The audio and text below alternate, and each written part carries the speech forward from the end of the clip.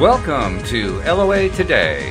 Walt and life coach Joel Elston here. Today is Thursday, November the 1st, 2018.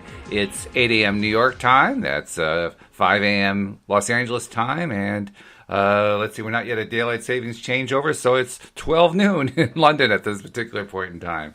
And this is your daily dose of happy. And Joel is back after a week away. It always seems like, even though I have all these shows every day, Joel, it always seems like it's a long time between our shows. So when they come, I'm really glad when they get here. Well, I certainly always enjoy it, and it I guess when you're doing it every day, I have no point of reference for that, but I guess if you're doing it every day, it would seem like, wow, I've done a lot of shows, but in my world, it's like life happens so fast. It's like, well, did we do it yesterday or the day before? So, That's right, yes. It's sort of like where we always end up. It's all about perspective. Perspective is everything. Oh, my goodness, it's everything. I've been discovering that in new and interesting and exciting ways lately, just how big perspective really is, because it's huge. But it's good. It's good. It's good to recognize the role of perspective and to recognize that everybody's perspective isn't the same as yours. That's something that's been a big thing lately. As I've been looking at what's out there in popular culture and the news and politics and so forth, people are often forgetting that other people's perspectives aren't the same as theirs. And the interesting thing is, when you forget that other people's perspectives are different, you set yourself up by doing so. Well, and this is it's really amazing. And I know we have a topic to get to, but I find it amazing that you've mentioned this, because just last night, I was on Facebook, and one of my really good friends, lifelong friends, a really good guy. We're not always politically in tune, but really a good person, and we're able to, bypass the political stuff and make fun of it often. So any of my interactions on Facebook is always intended to be positive or lighthearted. I never have any intent of offending. So we had a series of posts going back and forth, and one of them, I said, well, at least you're being honest. And he wrote back, he said, well, that's my downfall. I'm always honest. And I said, and it still seems very benign to me. I said, well, at least you always believe you're honest. Yeah, that's a good way to start one. Well, I mean that for me, and I of mean course. That for everybody else. And he said, I'm offended that you would call me a pathological liar. Yeah. And I'm like, whoa. First of all, no intent to offend, and it is simply our truth is our perspective. Mm-hmm. And when that's a big message that I think relays to most people, and that's what gets lost in, especially in politics and beliefs, different beliefs in religion and stuff. We have different truths, and our truth, is based on our experiences, what we've been through, and those truths are different. So I really, really offended this guy. Wow. And he views what I said as him being a pathological liar. Now, I don't know what's going on in his life, and I don't know what's dictating his perspective right now. That was not my intent. And this gentleman is exceptionally honest and does not in any way, maybe that's why he is so concerned about what I'm saying.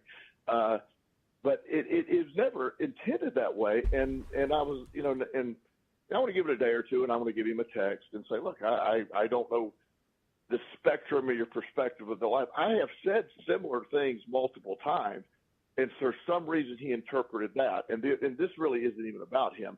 This is simply about a perspective that he's viewing a post that I had 0 point of. I never go on Facebook to offend. I really don't. It's always positive. It's always joking. And so in the middle of what I thought was our normal joking back and forth, he interpreted that as very much an attack on his character, I guess. Oh, I run into that a lot with politics. Anytime I try to avoid talking politics these days, but I used to do it a lot with people. And the simple fact is, politics is one of those realms where people believe that perspective really has nothing to do with it. It's all about objective fact, and you're either stating the objective fact or you're not stating the objective fact, and it's black and white. which is not true, but that's the way most people look at it these days, which is really, it's kind of indicative of where our culture is at. But uh, people just treat things like they're objectively black and white, true or false. Very simple. Yes, yes, and that's important to at least to me, is understanding that, feeling that, going through that, and really living in a place where there is it, this is. I used to be a very black and white person. Mm-hmm. It was very simply, I thought something to be true, Mm-hmm. and as I've been through what I've been through and seen what I've seen, and I use this example just because it's what I use all the time when I'm giving talks. But you get some young man or young woman born in inner city Baltimore, which is a really rough area, and some person born in Midtown Manhattan Mm-hmm. with great privilege and one of great. They truly have a different view of our country. Completely. It's not completely that you cannot expect their view to be the same. I can get very mad they don't see it the way I see it, but they grew up with a different view of it. Yeah. It's and the best analogy that I've heard, and I don't claim I use it all the time, but I don't remember where I got it or if who I got it from. But if you look at I could have pictures of, let's pick some random thing. Let's take say the Statue of Liberty, and I can give you 50 different pictures from different angles of the Statue of Liberty and the surrounding areas of where I'm taking it from. If I'm taking it from a really, really dilapidated part of New York toward the Statue of Liberty, you saw that, and the light wasn't right. It's like, that's sort of it's a little, ugh. Mm. Or if I take it at night with the beautiful lights lighting it up, and the from Midtown Manhattan, where you got all this incredible beauty around you. Right. Wow, that's one of the nicest places in the world. I read recently that there is in Paris, France, there is a hotline to call. This is true, Walt. This is going to sound crazy. There's a hotline to call for people who get to Paris and are disappointed. Really? It is, yes. It is because you see, when I say Paris, the average person who has not been to Paris, you're thinking, I don't know what you're thinking, but you could be thinking, wow, all these beautiful, the Eiffel Tower and all this gorgeous, The left bank, the Arc de Triomphe, all that. Yeah. The Louvre. Right, yeah. Thanks for bailing me out there. I was great stuff. And but the point is, there's people that get there, and while that stuff is going to be beautiful introspectively, or it may be within the moment, the city of Paris is like any other city. Yeah. It's got some really rough areas.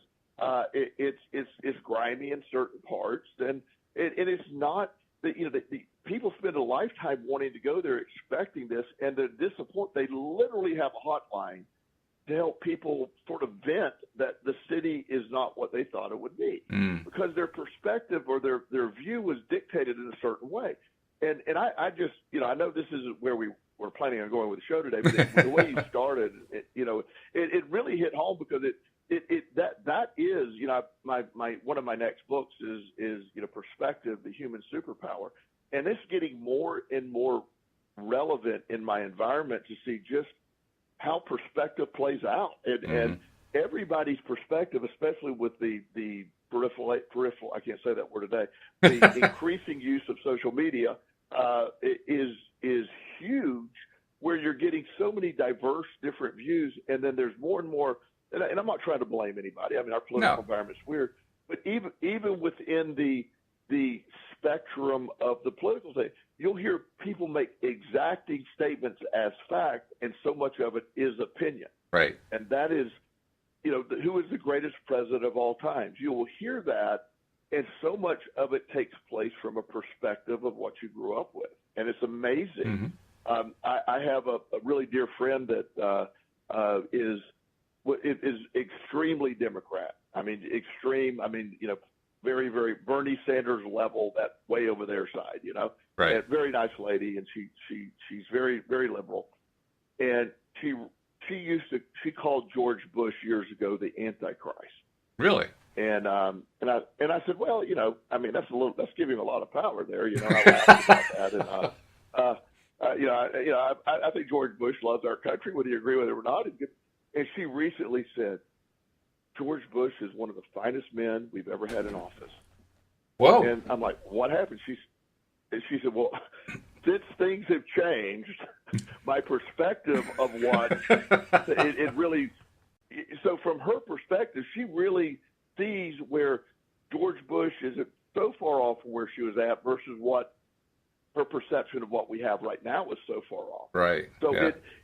her perspective has adjusted because she sees, again, from her perception, a different level of what she thought was out there is so far out there now that she changed her view. And so the perspective is it changes, and we have the ability to change. And there's a lot of people that really fight that change because it at some level you have to admit you're wrong, or at least you did not always have that same perspective. My beliefs in the world are so far from where they were even 15 years ago. It's amazing. Mm-hmm. No, it isn't amazing. And the thing that I've noticed is that, for myself anyway, over time, I don't think of myself as being wrong because I don't think that's really a productive way to look at it. But I think of myself as having changed my perspective and changed the way I think about something. And sometimes for the worse. But generally recognizing that, what used to be, it's kind of like what you just described. When you're in the middle of something, it feels really, really bad. When you look back on it, it doesn't seem so bad, no matter how bad it was. Right. There's always something worse. On the other hand, there's always something better. It's both. You get both sides of it. But because it's in the rear view mirror, the reaction is, well, those are the good old days, which is really strange because that's not the way we were looking at it at the time. But in the past, okay, those are the good old days. Yeah, and that's so much. That's so amazing how like your perception. I heard these two gentlemen. They give a talk, and these are they're older gentlemen, and one's African American, really nice guy. The other's a old country white guy, really nice guy, and they've been friends for years. But they politically were on very They grew up in two different 1950s. Mm-hmm. They lived 5 miles apart, but they grew up in totally different worlds. And to hear them, you hear the one gentleman who grew up in the at the time the very pervasive huge middle class in the United States, in a white family where it's easy to get a job and you could have one job and take care of. You can even you pump gas at a gas station. It was a salary that you could live on, and so it was really from his perspective there was no crime. It was great times. There was low unemployment, and people really they believed in God the way he believed in God. So things were great. So you hear him describe the 50s, you're like, wow, I really miss those 50s. Well, then you hear the other gentleman describe, he's not trying to be negative, but he grew up in an incredibly different 1950s. And he talks about the inequalities. His uncle was lynched over allegedly having a consensual affair with a white woman.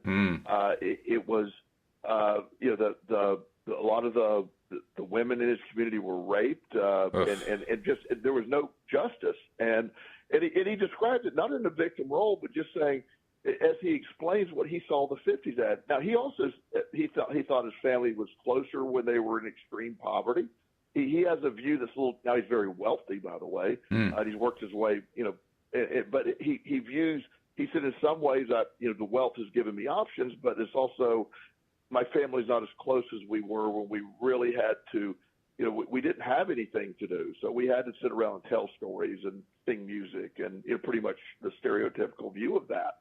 And he said that he misses that as well. But so much is it perspective. And I think that the answer for us, for all of us, is to wake up in this, the realization that all perspectives are personal and they're on a spectrum. And there isn't a right or wrong that we're so all desperately seeking. So when you when someone looks at, for example, just using again, not getting political, but using examples, someone who truly is a believer that President Trump is protecting us from the hordes that are moving up from the south. He's going to send troops down there. Thank God for that. Yeah, right. And then there's another perspective of well, that's just absolutely ludicrous. We have so many more problems than a few thousand people that are 1,000 miles away from our border, and this is clearly a political move to get blah blah blah. And you have all these views, when in reality, your views are totally dictated what's important to you and what's going on in your life. It's like I have a friend who lives in Russia who laughs at what we call poverty. Yeah. He said, your poorest people are our middle class. And he said, we have no safety net here. We have no safety net. You don't eat. It's called survival of the fittest over there. You don't eat, you don't eat. And you don't have food stamps. The idea that, and so his perspective is we're all crazy and that we're all spoiled. And it's like, well, it reminds me when I was growing up. It reminds me when I was growing up, and I didn't even discover. I discovered the first half of the 50s as you described it for most of the time growing up. I didn't even learn about the second half until I was well into high school toward college. And when I learned about it, the shock to my system was so great because I said to myself, how could this be the same country? How could that possibly be? On the one hand, you have this one picture of idyllic. On the other hand, you have this country that is a horror story. How could that possibly be the same country? And I suspect that there are a lot of people who simply can't handle that dichotomy, and so they reject half of it, whichever half is appropriate for them to reject. And that's why they have so much trouble with perspective, because it's a shock. It's a shock to the system to see two really, really different kinds of countries in the same country. And the narrative that there is one right answer is where everybody gets their frustration. If you just saw it the way I saw it, you would understand it versus right.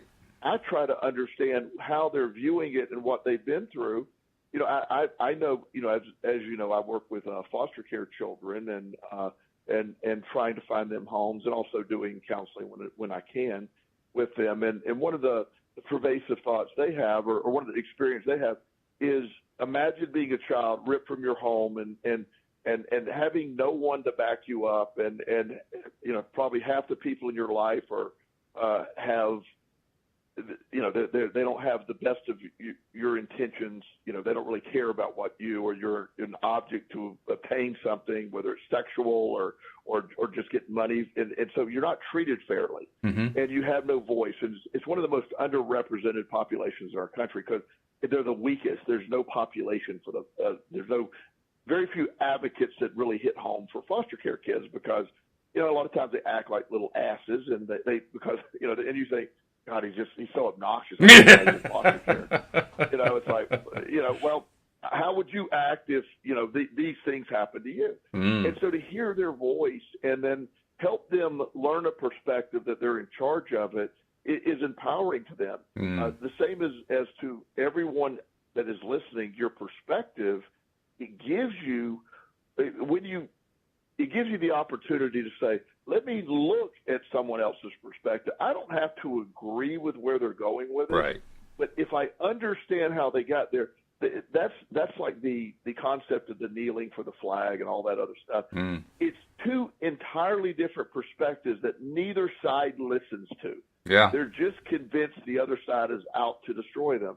When in reality, if you hear both, you don't have to agree with the other side. But when you hear both sides, you understand why there's such incredible intensity and stuff like that. Oh yeah, so, no doubt. For something that wasn't a topic, we sure killed half of the show with that. Yeah, we did pretty well with that, didn't we? And I do want to take a moment to let people know we've actually been taking steps to make their perspective easier when it comes to finding out how to subscribe to the podcast. Because I've been getting some nice tie-in there. Thank you. Yeah, no, we've been getting some input from people that even as simplified as we had made it, we hadn't made it simple enough, and people were still having trouble subscribing. So, to make it just one step simpler, we are now putting in every single podcast description, because no matter where you go to listen to the podcast, whether you're listening live, like right now we're live streaming to the Law of Attraction Change My Life group in Facebook, so there's a description that goes with that post. Or if you're listening to the podcast in your subscription, and there's a description there that has links in it and so forth. No matter what you're looking at, the description now has links for subscribing with either an iPhone type device or an Android type device. And if you click that, it should just walk you right through the steps. So we're trying to make it as simple as we can. But if you're not yet a subscriber, please do just look in the description, find the link, click it, and walk through it so you can get all the episodes coming right to your smartphone. And if you're an existing subscriber, and for the new ones as well, please keep putting out there on social media, or maybe even start putting out there on social media. Many people haven't even been doing it yet. Please put out on social media that you're listening to loatoday.net so that more and more people can get their daily dose of happy. More and more people can get the idea of how perspective works. Perspective is important for everybody to understand and to know so that they can make their own lives better, let alone to live peacefully with everybody else. But just to make their own lives better, perspective is very, very helpful. So yeah, please help pass the word along because we'd really appreciate that. And speaking of perspective, you mentioned this message that we'd received from one of our listeners and how we'd gone off topic. We actually haven't gone that far off topic, believe it or not, because his message, and we'll read the message that Dan sent to us, his message is clearly a message about trying to understand his own perspective and trying to wrap his head around it. He's actually done a pretty good job. When you hear the message, you'll see what we're talking about. He's actually got most of it figured out, but he's still wrestling with his own perspective. So perspective is everything, and it applies to the main topic of the show today. So yeah, let me take a moment. I'll read the email that this guy sent. Wonderful email, and then we can discuss it a little bit and see if we can give him a little help, or more precisely, if Joel Elston, life coach extraordinaire, can give him the help because Joel's the expert anyway. At least that's my perspective. So Dan writes, "Hi, I just wanted to drop a quick message and thank you for the podcast." You're welcome, Dan. We're so glad that you're a listener. He said, "I started listening a few weeks ago as I just happened to stumble on it." Good. That means that all the people who are putting out the messages that they're listening, thank you very much. That's how Dan found us. "I've been studying the law of attraction since 2006 when I first watched The Secret. I listened to Abraham and have had some successes. What I've noticed is that all the good stuff that has happened to my family has come through my wife, but seems to come when I'm feeling good." Interesting dichotomy there. "I know what I've heard is that the law of attraction doesn't work that way, but it seems to for us. Bad stuff happens to our family when I feel down. I've meditated on and off, but lately it has had a huge change in me. I'm well on my way to 4 months of meditating daily. Congratulations. I'm down 55 pounds. Congratulations. Off my CPAP, dropped my insulin, all doctor's orders, and I feel incredible. I wasn't really focusing on the health issues, which is probably why it came, LOL. I'm focused on money, and it isn't coming. It isn't coming. That should tell me something, huh? Well, laughing out loud, anyway, I do have a question that maybe you can help with.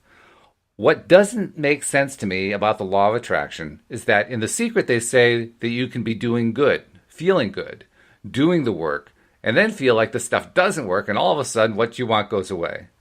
Why does it go away so fast, but take so long to come?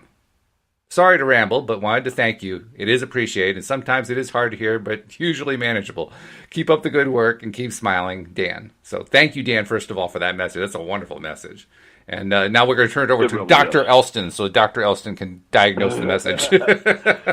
Well, one of the things that I'm really excited about when we get messages, and Dan's amazing, and he answers his own question, and he knows that as he's writing it. You can tell he's like, well, the concept that he's meditating, which, by the way, Dan hits on something there. I don't discuss this often on air. Meditation is a huge part of my life. It took me forever to be able to do it with my really severe ADHD brain. But once I figured out some techniques that work for me, it is incredible conduit to the law of attraction. And as Dan pointed out, he worked on feeling better. He worked on his focus wasn't necessarily on losing 55 pounds. However, his focus was on feeling better. And not shockingly, he loses 55 pounds. plus getting off his insulin, which is just a massive, for those of you that have type 2 diabetes that are insulin dependent, or use it, not insulin dependent, that use insulin for your type 2 diabetes, understanding how important that is. He literally changed his structure where his body was not able to produce enough insulin, so he had to add it.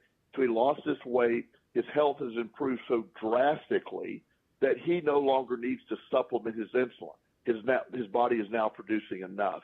And as he states, he feels incredible. So his focus wasn't there. So that happened. It manifested like, wow, I mean, that came up. So his focus on feeling better and a positive thought and all that, it worked. And then he answers his own question with, since I wasn't really focused on health, but I'm focused on money and it isn't coming.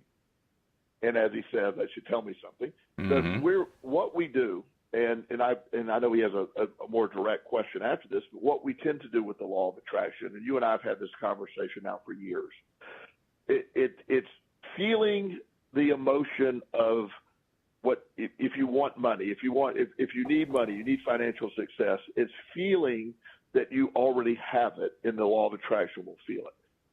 It picks up on what you feel. It delivers the reality of that.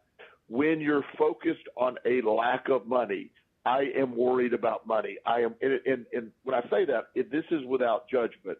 One of the hardest things to do within the concept of the law of attraction is when something like that is facing you, really, really facing you, and try not to focus on it. When your mortgage is due tomorrow, try not to focus on the mortgage being due tomorrow. It's almost an impossible statement when you don't have money. So I get it. But his focus on money is really where his resistance lies, because it's focusing on the lack of money, creating more of a lack of money. And again, he realizes that. So the question, I think, how do we avoid that? And is that how you see the question too, Walt? Oh, well, yeah, I see it in three parts, actually, but you're right. And I would say that's the one that I identify with the most because as you know, I've had very much the same kind of issue for myself and still continue to, and I'm still working on improving myself in that area. But the whole thing about being so focused on money and what you're actually focused on is the lack of money. The funny thing is when you're in the middle of it, you don't think you're focused on the lack of money. I mean, you are. If you looked at it objectively, like from a third-person viewpoint, it'd be clear to anybody else you're focused on the lack. But you yourself, you're not focused on the lack of money. You're focused on, hey, I got to get the money in here. That's not lack of money. Well, in dissecting the email again, here's what's happening. When he really focused on feeling good, he didn't specifically focus and say, I need to produce more insulin and lose weight. Right. However, the law of attraction said, this guy feels good. So his health is now going to match how he feels. Right. It wasn't a focus, or if it would be the other way. If I have people who have a ton of money that are in very poor health. They cannot, they're type 2 diabetic. They can't get their health together. They can't eat right. They can't do all these things. And yet they have a ton of money. So money's it doesn't mean anything to them. They're I have money, a ton of money. However, my health, and so they have the reverse scenario. Right. And so when the hard tightrope to walk is truly feeling an abundance when your perception is you don't have an abundance, or you have a lack of money, or a lack of wealth in general. And so when it comes and goes easier. People tend to have the same problems over and over and over. Sometimes generationally, but a lot of times you'll see people that wealthy families. Money's not even an issue to them. It's just expected. It's there. They don't budget. They just spend as much money as they want to do. And it doesn't matter. However, they often have relationship problems or health problems or all these other, anxiety problems. I hear a lot of my clients of great wealth have a lot of anxiety over what would seemingly be silly issues to the average person. But it's not to them. It's just as serious as anything else. So the ability to not focus on the lack, or I have to have money, the emotion attached to that is anxiety toward money. So the law of attraction says, okay, that's what you want, more anxiety toward money. And it's like, no, that's what I meant, not what I meant. Well, sorry, that's what you're putting out there. So Yeah, that's hard too. Out, That's really hard because, I mean, when you're in the middle of it, it's like, but I'm not trying to be anxious. I'm trying to be positive about it. So don't I get like brownie points for that? Well, we can maybe appeal to the law of attraction to give you brownie points, but it doesn't generally care. It has no emotion. It simply picks up on what you're putting out there. Here, when I was early in my recovery, I had there were multiple times that I made it to the end of the month with barely enough money. There were times when I had change left over, less than $1. It was amazing how I always had just enough, and it usually didn't happen till the very last day of the month to cover what I had to cover. And I mean, every day of my life focused on money. It was, and money was hard to come by. And then at some point I realized, I do seem to every month in a row, I am able to manage this. Now it's never, I don't, I might be stumbling across the finish line every month to do it, but I always manage to do it. And so I was able to get to a place of, well, I want to be able to get through the month, but I'd like to start putting some money back. And then little by little, my view of it all changed. And, you get to a point where you have an abundance and you're not in that mindset. Like I'm not worried about money. And it's something that just, I don't think about it. Every month I go to pay all my bills. There's money left over. I move it to my investment account. I just don't think about it. I don't budget. I'm not recommending my lifestyle to everyone else. And also, at the same time, Walt, I'm not spending from a state of lack either. Yes. I don't buy stuff I don't need. But I don't say I have $1,000 this month to spend or whatever. I just don't do that. But I also not making stupid purchases and not buying stuff that I, just simply don't need. So there's a natural, because I don't have a feeling of lack. Since I have an abundance, I don't need to get, it just goes together. There's a meme on Facebook that I was seeing the other day, and it was in one of the law of attraction groups, and it shows, a picture of Bill Gates and Warren Buffett standing together. And I don't know if this is accurate or not, but the concept is, Bill Gates is wearing just a watch, not a Rolex, just a watch, like a $100 watch. He's wearing, some Dockers khakis, and, his whole outfit costs, $200, and Warren Buffett's probably was even less than that.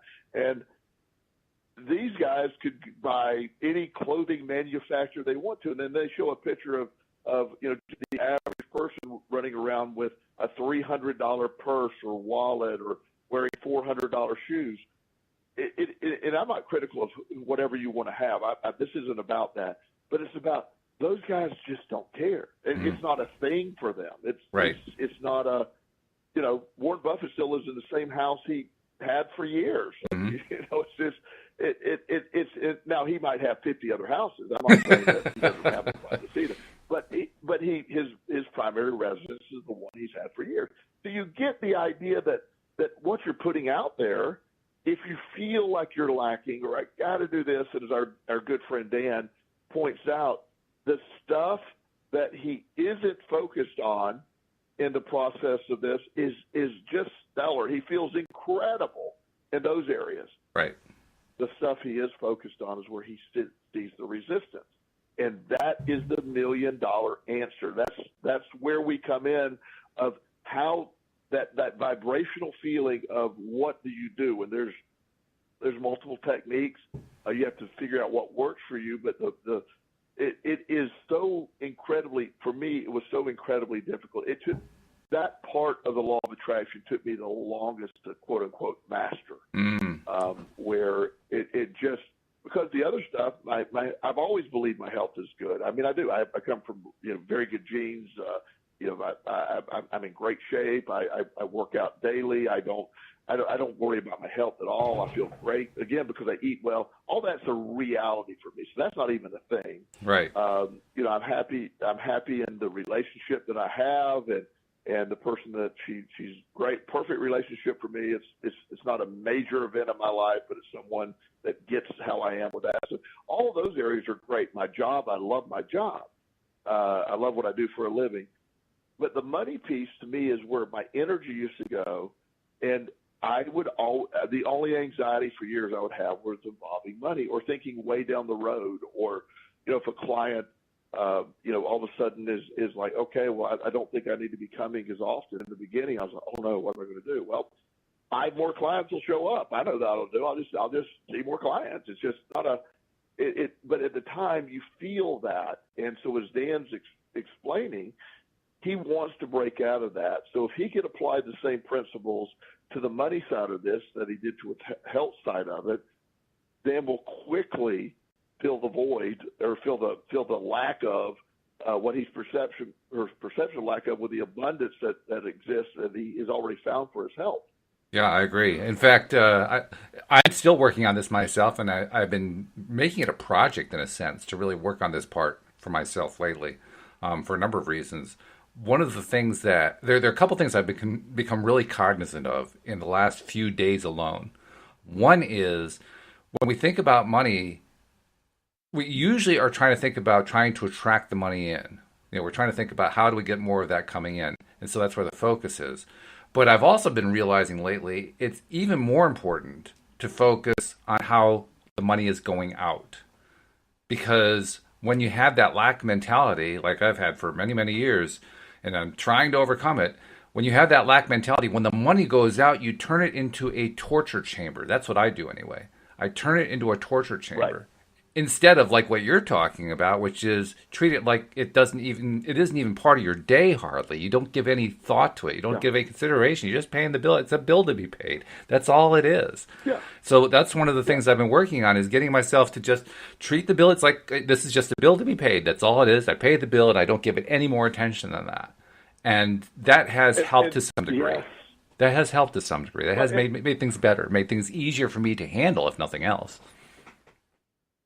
One of the things that helped me a lot, and again, I'll just say for me, and I know not everyone should be in the position, but I'll get an unexpected something come in. You forget about it, or oh wow, this came up. Or the other day, we went on vacation, and I think toward the end of August, and we always try to have a really good time when I go, and I don't pay a lot of attention. Well, when the American Express bill came, I have a normal American Express bill that I expect every month, and I'm not thinking about it. So when the bill, everything comes on the email, and when it came up, I was like, oh my gosh, it's like 3 times what it normally is. Mm. Well, my initial reaction for a split second was, oh no. And then I immediately knew that was an old feeling. I'm like, I am so grateful. I said, let me pay this. It wouldn't do for a month. Let me pay it right now in full without even worrying about it. And I did. I did it from a point of gratitude. I'm so grateful this isn't a thing. I'm so grateful that this isn't and you're living in with that. You're like, oh, wow. It's just this awakening when you can see it that way. When you can you get to that point of having the ability, and if you don't have the ability to pay it off, pay what you can immediately. Yeah. Release it out there and say, awesome. And I don't write checks anymore. Very seldom do I ever write checks. But if I do, I always write thank you in the note. Thank you for this. Thank you for your service. Or, I do send every year, because I do want a hard copy when I pay my IRS check. And this is a hard pill to swallow. But I will write, I am grateful for the ability to contribute toward my country and its success. Wow! Thank you. Yeah, wow. Every year, and I'm sure they're looking at it going, "What a dumbass." I'm sure they're probably thinking that when they look. Well, it depends what their perspective is. Maybe they're the other perspective that says, "Wow, I'm so appreciative of that." Yeah, but I really believe that way. Now, while I don't agree with 90% of where we're spending our money, I'm grateful that I can contribute. I'm grateful that I'm in a position to make enough money. When I pay a lot of taxes, instead of looking at it like, oh my God, I got to write this huge check for taxes, I look at it, I am so grateful I'm making enough money that this is what I have to pay. Mm-hmm. I want to pay more taxes next year because I make a lot more money. This is true. Yeah. Yeah. That's the way that works. The other thing that I picked up just 2 days ago, there's a movie out that I had never heard of before. Have you heard of the movie E-Motion? No, I have not. Interesting movie. It's not really well organized. It's a little bit airy fairy the way they put it together, but it's got some good stuff in it. It's literally emotion and the law of attraction. That's really what the movie's about. One of the points that one of the presenters made. Two of the major presenters you'll recognize. One of them is Neil Donald Walsh, who wrote the Conversations with God series, and the other is Dr. Joe Dispenza. Those are two of the presenters in the book, or in the movie rather. But at one point in the movie, one of the presenters, I don't remember what his name was. I'd never seen him before, never heard of him before. But he was talking about this topic, the topic of people having trouble attracting money into their lives. And his point is one that you've made and other of my co-hosts who are also life coaches have made, that I've been trying to apply a little more attention to lately. But this, for some reason, this one really hit home with me. He pointed out that if you have the same pattern over and over again with money, and you're continually playing out like, just getting by, or always feeling frustrated by bill paying, or whatever it is, something about money that's just giving you a hard time, and you're just not getting anywhere in terms of attracting the money in the way you want to, it often means that you have some kind of an emotional block in the way. So what you want to be doing is trying to identify what that emotional block is and work through it and get it out of your way so that the money can start flowing in. Now, that's a fairly basic concept, but for some reason it resonated with me when I saw the movie a couple days ago. And I can't say I've honestly figured that part out, so I'm going to turn it over to you and let you talk about it a little bit. What's one of the best ways that you know of to kind of get those emotional blocks out of the way? Well, the first thing is to identify it, because and I do agree with that, but I do think that the emotional blocks can be years in the making. They can be handed down from generation to generation. Oh yeah. They can be things happening right now. And so understanding what the emotional block is, sometimes, whether it's with money, you've heard me use the natural instinct or the natural desire that keeps most people from changing a situation is the body's tendency for homeostasis. It wants to stay safe and secure.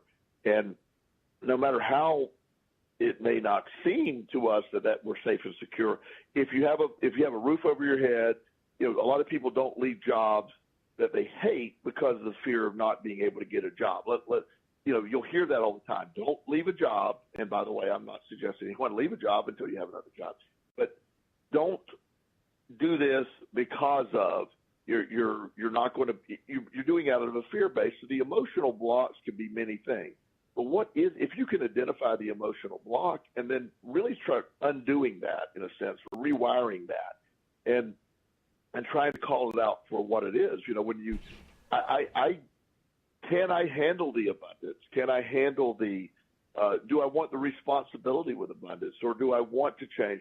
Or the truth is I just say I want to change because it clearly I should want to change.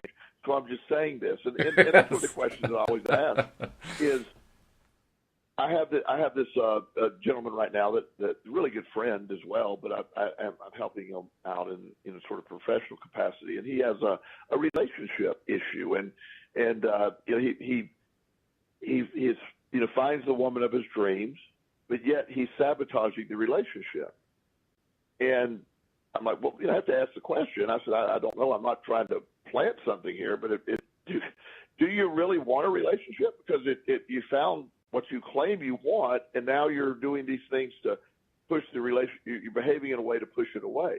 And so sometimes we make an assumption that we want something, or it's been said. I've had that incongruence in my life as well, where I logically say I want this, but my actions say the total reverse of that. And that's really, really important, that when we're looking for the emotional block, part of it is, do I really want what I think I want? And that's pretty cool if you can figure that out. Yeah, well, you mentioned generational stuff, because generationally, I've been realizing. In fact, Louise and I were having a conversation about it just last night, because I had been really working with this and struggling with it at times too, and just trying to get a grip on what's going on with my life. And during our conversation, she, of course, as you know, Louise has a therapeutic background. She was a therapist for 10 years. She was trying to. She tries not to be my therapist, but she was trying to give me some help in that way. And in the course of she was asking me some questions, and in the course of trying to answer those questions, I found myself talking about a situation with my mom growing up that I hadn't given any thought to in a long time. And the most amazing part about it is that as I look back on the conversation and as I look back on that time, I can't see any connection between that and not succeeding at attracting money in. The two seem to be so totally, completely disconnected. And yet, as I was helping, as she was helping me focus on, what is it in my past, what kind of monetary history do I have in my family and so forth, that's what came up. And that was disconcerting for me. How could it be that something comes up that doesn't, on the surface, seem to have any connection to money? So I say that to point out that when you're looking for, trying to find out what it is that block, that emotional block might be, you have to kind of accept almost anything that comes because you never really know whether or not it's connected. You can't just logically connect it together and say, oh, yes, there's a definite connection there. It doesn't always work that way. Absolutely. That's what makes it so difficult. I mean, I saw clearly. It sometimes the easier examples, when you have the more underlying things, they're harder to find. When my mom, when I was younger, probably about 7 or 8 years old, I have a very specific memory. My mom had divorced my biological father at that time, and of course she married the man that I call my dad. And so we had a very difficult few years. And she truly was working a single mom, working a job in a bank, and I mean, I can't imagine. I mean, I'm making $100 a week or something, very small, and so we're truly looking back. It's fearful. It brings up a fear to even think of having lived that way. And so I remember we got home. My grandmother kept us after school, and my mom drove home and was going to cook dinner. And when we got to our mobile home, I remember, I'll never forget this. Mom opened the mail and just started crying. Well, I'm going, what's wrong? And she said, our mobile home insurance went up $50. And I don't have the money. And I was like, even at 8, I'm going, oh my God, that's horrible. And I could see where her fear and her anxiety and her, all of that. And I, even at 8 years old, I remember going, there will be a day in my life where $50 does never will ever be anything. It's nothing. It won't be anything. And I remember just, and that stuck with me. And as I had to struggle with my own stuff, and I watched my mom through her entire life. She married my dad, who was very successful, but she never got away from money being an issue in her life. And as time went on, she changed a lot of my dad's perspective to the other way, that he never worried about money and always had plenty. And then near the back end of their working career, my dad's still alive, my mom has passed, and they're all set. He's all set up now, but he started having a fear-based existence with money and started losing all his money. And so it does have gravity and if you sit around and worry about it, but there's origins for almost everything. And it doesn't have to be family related. It could be a lot of people who've been through divorce, who on either side of it, they either were ripped. People were barely making it when they're married, and all of a sudden now 2 households are trying to live off of one income. One person doesn't want to pay, the other person wants more, and money becomes a thing. And you see couples that were actually doing pretty well together, when they get divorced, are both now in fear-based of money. And so money, and then you look on TV, and there's you look at what everybody else is doing. You look at how everybody else appears to have plenty of money, and I'm the one that doesn't. So now you're adding that emotional barrier that somehow I'm not able to keep up or let my son Justin. For those that have been following our podcast for a while, I adopted Justin a couple of years ago from the foster care system. He's doing really well. But like the other day, he mentioned to me, he said, we need a bigger house. Why? And he said, well, so-and-so lives in this other, we live in a really good neighborhood. You have a great house. But so-and-so lives in this other neighborhood that his perception is, and they have a massive house. They have like 4 kids. So they have this big, huge house. And I said, son, we have 2 people living in a 2,500 square foot home. We're good. We're really good. That's, you know, I don't like yard work. We got a small yard. This house, we saw a for side. He has a for sale sign up on it. It's like 10 acres. I'm like, I don't want 10 acres of land. Yeah. No. And so again, from his perspective, it was in a comparison thing. So a lot of people get in comparison mode, and I choose what is important to me. My furniture, I know people that buy one piece of furniture that costs more than the entire furnishings in my house. It's and I'm good with that. I don't need a $10,000 couch. Right. I really don't. I'm good with that. But I don't judge anyone that's important to. But when we start comparing I buy nice cars. I shouldn't be driving cars in people's opinion that I drive, but I would rather spend my money on nicer cars. So that's something that's cool to me. And so we all have our thing, but if you judge, if you try to have everything that everybody else has, you're going to appear to have a lack. And that's where a lot of this emotional stuff comes into, is a comparison.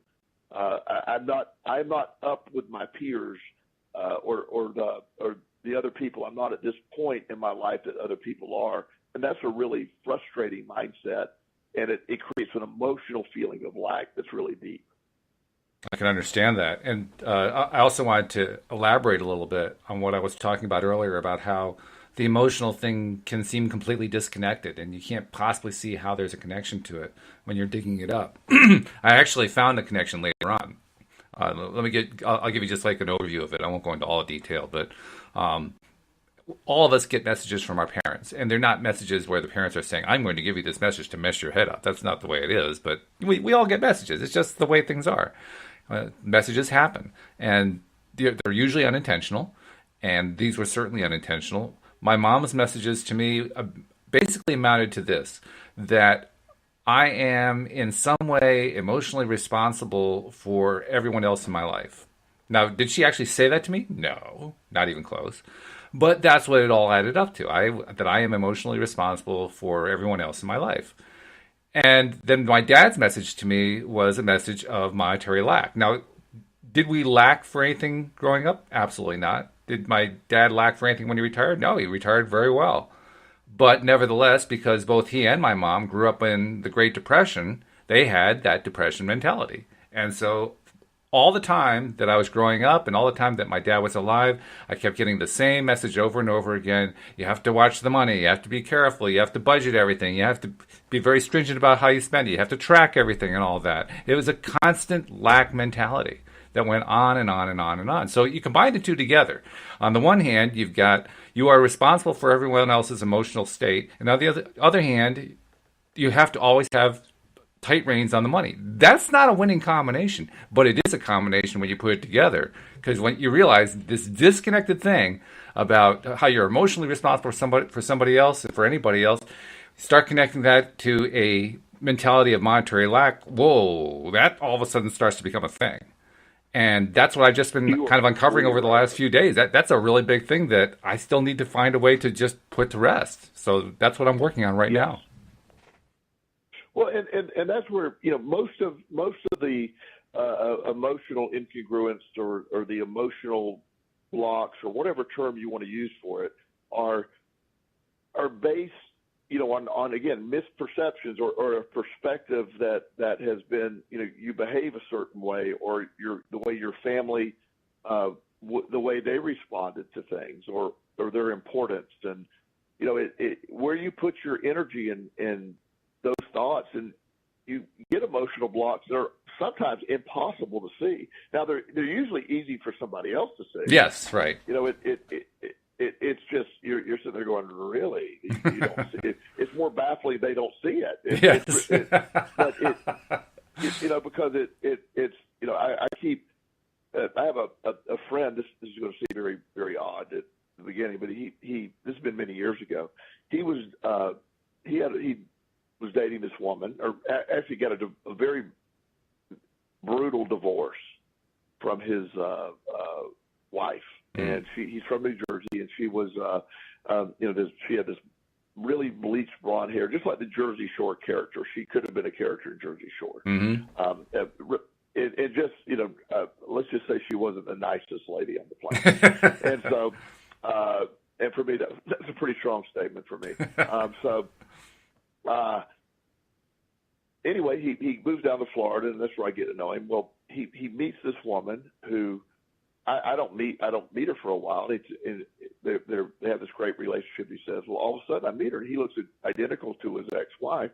Well, it isn't long before she is really just creating these really difficult situations, threatens to call the police on him for hitting her, even though he's never hit her. And I mean, just all these scenarios over and over, and this goes on and on. Well, he eventually leaves her. His third girlfriend that I get to meet looks identical to the first two, and behaves the same way. And at some point you're going, what is that? What do you keep it? And he could not see it. Yeah. And what helped is I actually had 3 pictures of all of them, and I laid them on the counter for him. And I said, you've been with the same woman 3 times in a row. They just have different names. Mm-hmm. And it was that visual that helped you go, what am I attracted? Why? Yeah, right. He never saw it until it was, and to everybody else, it was like, oh yeah, you just keep dating the same woman. And it's a much longer story than that. But there is this emotional stuff within us that goes way back often that creates these things.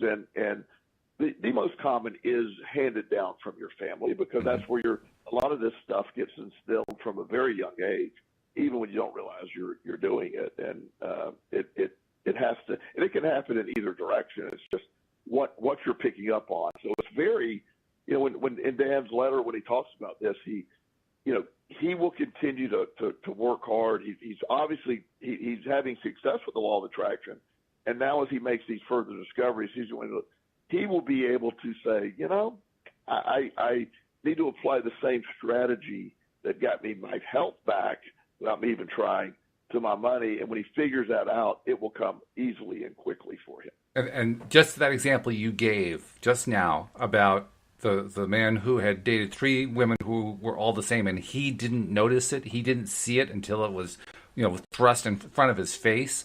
That phenomenon is a very common phenomenon, and Dan actually expresses it in his email when he says, what I've noticed is that all the good stuff that has happened to my family has come through my wife, but seems to come when I'm feeling good. In other words, it's really clear he's the one who's attracting it to everyone except to him. To him, it's not clear at all. He thinks it's all coming from his wife. And that's the phenomenon you just described. Everybody else can see it except for you. Everyone else can tell that here's what your pattern is except for you. You can't see your own pattern. That's what makes all this stuff so hard, is we don't know our own patterns.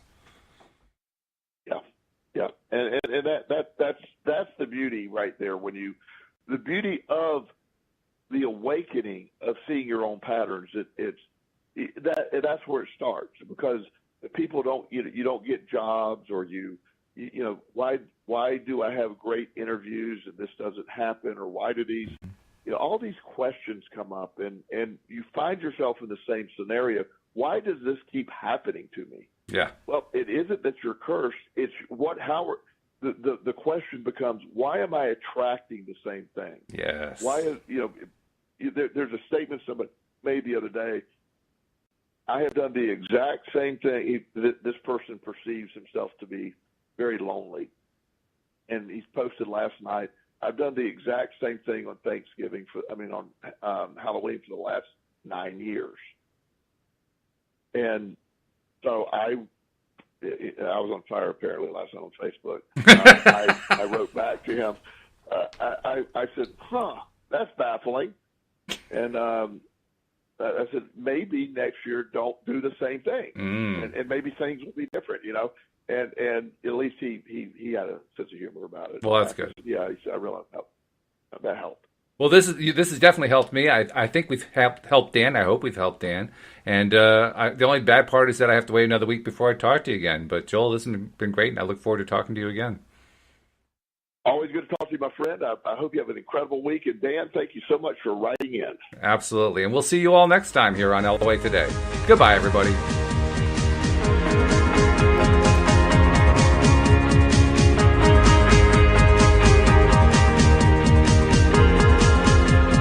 The broadcast to Facebook Live has stopped.